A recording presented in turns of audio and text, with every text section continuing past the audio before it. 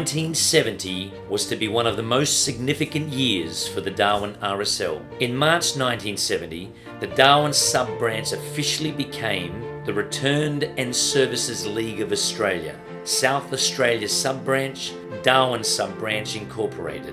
In May that same year, the Memorial Hall was sold to the Paspalis family, allowing for the purchase of Lot 2334 on Kavanagh Street, which was to be the future home of the Darwin RSL. With the assistance of a generous and dedicated group of volunteer builders, labourers and tradesmen, a new RSL building, fondly referred to as the Tin Shed, quickly took shape and became the new temporary home for the Darwin RSL until they had enough funds to build the permanent structure.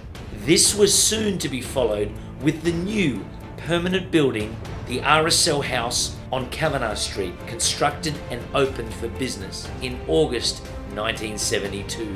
Fast forward to Christmas Eve in 1974, Darwin residents, families and workers alike were relaxed and gathering and preparing for barbecues, parties and Christmas Day festivities, which is one reason why very few people heard the last-minute warnings on the radio that the tropical monsoon weather was about to turn very nasty. In the early hours of Christmas Day 1974, Darwin was devastated by the worst cyclone in Australia's history, Cyclone Tracy. 66 people were killed and thousands were injured. Debris was strewn all through the streets. More than 47,000 people were left homeless, with most being evacuated south.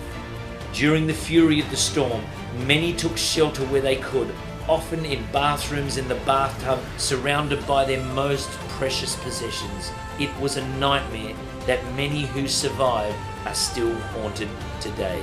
Prime Minister of the day, Gough Whitlam, declared a state of emergency and a massive post-cyclone rebuilding program commenced.